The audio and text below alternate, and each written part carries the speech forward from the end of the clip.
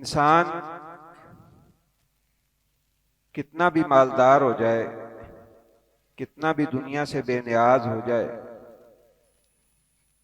سارے وسائل اس کے پاس موجود ہوں، سارے سہارے اس کے پاس موجود ہوں،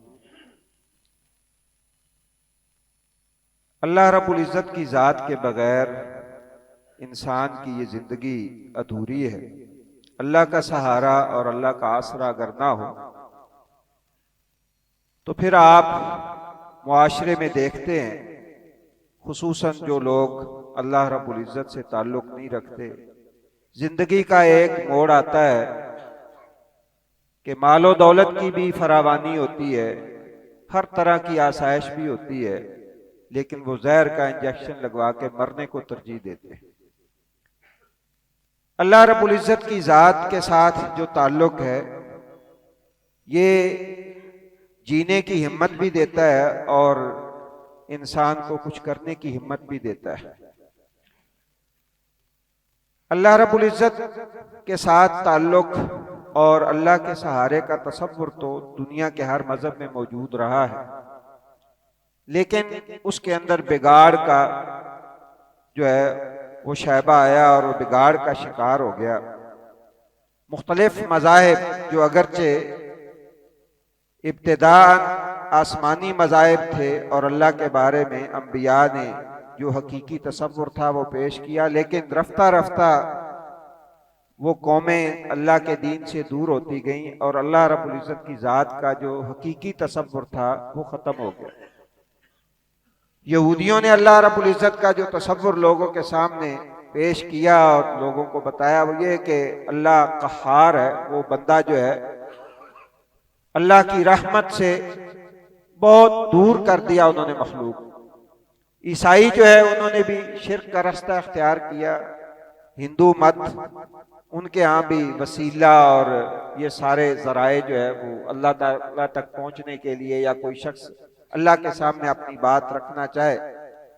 تو اس کے لیے براہ راست اللہ رب العزت تک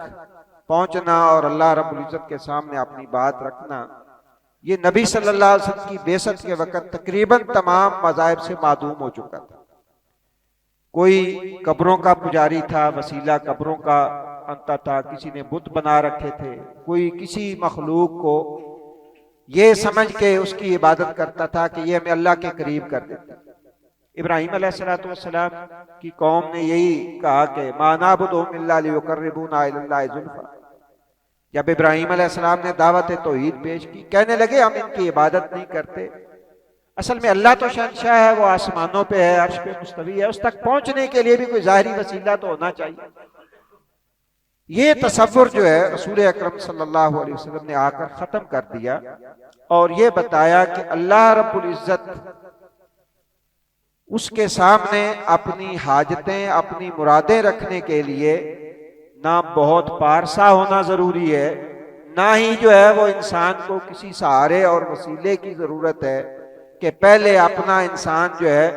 وہ سارا کچھ کسی اور کے سامنے بیان کرے اپنے عیب، اور پھر وہ آگے وہ عیب بندے کے اللہ کے سامنے رکھے۔ نہیں، رات کی تاریکی ہو، بند کمرہ ہو، انسان گناہوں سے جو ہے وہ جس قدر بھی آلودہ ہو، اللہ رب العزت کے سامنے اپنا سارا کچھ کھول کے رکھ دے، وہ ایسا ستیر ہے، ایسا عیبوں پہ پردے ڈالنے والا ہے، وہ بتاتا بھی کسی کو نہیں اور معافی کا پروانہ بھی دے دیتا ہے۔ یہ تصور اللہ تعالیٰ کا محمد رسول اللہ صلی اللہ علیہ وسلم نے دیا۔ میں نے شاید پہلے بھی وہ واقعہ کوٹ کیا ہو، امی عائشہ رضی اللہ تعالیٰ عنہ فرماتی ہیں کہ میں کمرے میں بیٹھی تھی، سیدہ خولہ آ گئی، اپنا دکھ بیان کرنے لگی کہ میں بوڑھی ہو گئی ہوں، بچے جن جن کے میں نے اپنا پیٹ خالی کر دیا، اب بڑھاپے میں میرے شوہر نے مجھے ماں بہن کہہ کے طلاق دے دی۔ یہ طریقہ تھا کہ جو ماں بہن کہتا تھا بیوی کو طلاق ہو جاتی تھی۔ نبی صلی اللہ علیہ وسلم فرمایا میرے پاس تو اب اس کا کوئی حل نہیں۔ اللہ تعالیٰ نے وحی نازل کی، اسی کمرے میں نبی صلی اللہ علیہ وسلم بیٹھے تھے، وہ بھی بیٹھی تھی۔ امی عائشہ فرماتی ہیں مجھے اس کی بات سنائی نہیں دے رہی تھی، لیکن اللہ نے وحی نازل کی کہ قد سمع اللہ قول التی تجادلک فی زوجہا وتشتکی الی اللہ۔ اللہ نے اس بندی کی بات سن لی ہے جو نبی صلی اللہ علیہ وسلم سے اپنا دکھ بیان کر رہی تھی اور اپنے اللہ سے شکوہ کر رہی تھی کہ میں اب کدھر جاؤں۔ وہ اللہ اتنی انسان کی دل کی مرادیں بھی سننے والا ہے۔ رمضان کا مہینہ اللہ نے خاص طور پہ میرے اور آپ جیسے جو گناہگار ہیں ہمارے لیے اللہ رب العزت نے یہ ہمیں دیا ہے کہ بند کمرے میں بیٹھ کے، تنہائی میں بیٹھ کے اللہ کے سامنے آنسو بہائیں اور اپنا دامن صاف کروا لیں۔ یہ اللہ تعالیٰ کا انعام ہے۔ نبی کریم صلی اللہ علیہ وسلم نے فرمایا ہے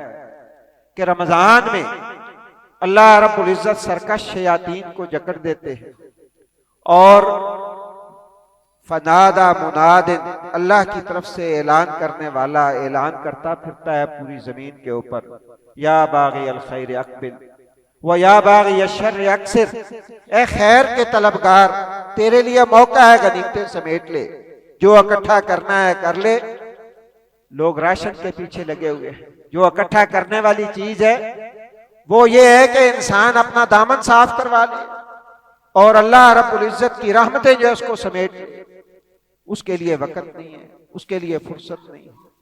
فرمایا یا باغی الخیر اقبل و یا باغی الشر اکثر، اے گناہ کرنے والے، اللہ کی نافرمانی کرنے والے، اللہ کے احکام میں کوتاہی کرنے والے، اب باز آ جائے، اب تو تمہیں باز آ جانا چاہیے، اب تو رک جانا چاہیے۔ جھوٹ، فریب، دھوکہ، گالی گلوچ، یہ ساری چیزیں جو ہے ہر دور میں گناہ ہے، ہر وقت گناہ ہے، لیکن رمضان میں تو کم از کم بندے کو ان چیزوں سے رک جانا چاہیے۔ اور فرمایا کہ رسول اللہ صلی اللہ علیہ وسلم فرمایا لِكُلِّ مُسْلِمٍ دعوت مستجابت فی کل یوم و لیلہ، ہر رات اور دن، کوئی دن میں مصروف ہے تو رات بھی اللہ نے رکھی ہے، کوئی رات کو مصروف ہے تو دن بھی اللہ نے رکھا ہے۔ فرمایا ہر مسلمان کی، وہ گناہگار ہے، وہ نیکوکار ہے، وہ چھوٹا ہے، وہ بڑا ہے، وہ جس بھی کیٹیگری سے تعلق رکھتا ہے، لِكُلِّ مُسْلِمٍ دعوت مستجابہ، ہر مسلمان کے لیے اللہ نے ایک دعا قبول کرنے کا ہر دن اور رات میں وعدہ کر رکھا ہے۔ یہ اس رمضان کی برکت، ایک ایک دعا بھی ہم اللہ سے روز منظور کروا لیں، جس کا اللہ نے خود فرمایا ہے کہ میں دعا قبول کروں گا۔ رمضان کے ضمن میں ہی جہاں روزوں کا ذکر فرمایا وَإِذَا سَأَلَكَ عِبَادِي أَنِّي فَإِنِّي قَرِيبٌ، میرے بندے میرے بارے میں پوچھیں کہ کتنے وسیلے چاہیے جی اللہ تک پہنچنے کے لیے۔ کیسے بد نصیب لوگ ہیں، مثالیں بیان کرتے ہیں اللہ کی، کہتے ہیں یہ ڈی سی کو ملنا ہو تو اس کے پی اے کو ملنا پڑتا ہے، نعوذ باللہ ثم نعوذ باللہ۔ عرش کا رب اعلان کر رہا ہے وَقَالَ رَبُّكُمُ ادْعُونِي أَسْتَجِبْ لَكُمْ، میرے بندو مانگو مجھ سے میں تمہیں دوں گا۔ وہ اتنا وفادار مالک، اتنا جو ہے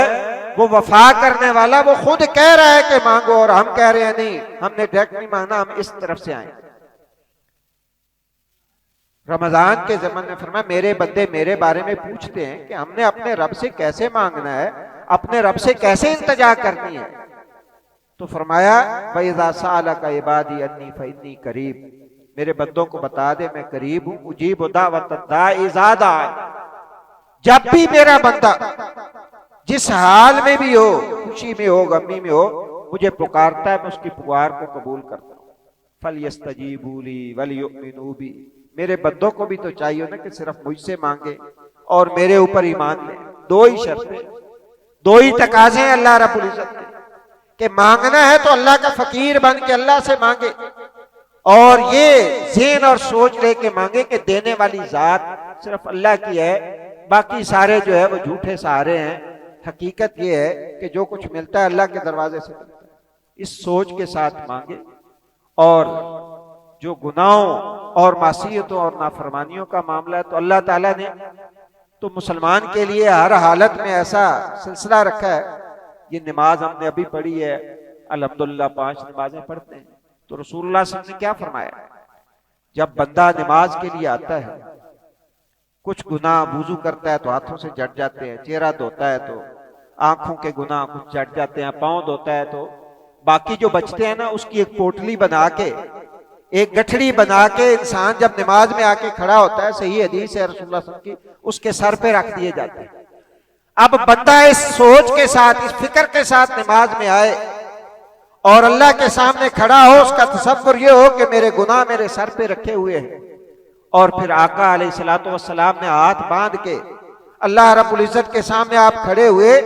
اور انداز یہ تھا کہ یہ قیدی تیرے سامنے مالک آ گیا ہے، اور پھر شروع کہاں سے کیا؟ اللہم باعد بینی و بین خطایا، یا اللہ یہ گناہ تو تو نے میرے سر پہ رکھ دیے ہیں، میرے اور میرے گناہوں کے درمیان اتنی دوری پیدا کر دے جتنی مشرق اور مغرب کی دوری ہے۔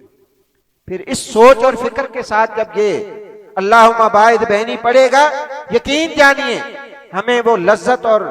مٹھاس اس لیے محسوس نہیں ہوتی کہ ہم نے کبھی وہ تصور ہی نہیں کیا کہ ہم جب نماز میں کھڑے ہو رہے ہیں، رسول اللہ صلی اللہ علیہ وسلم کے بقول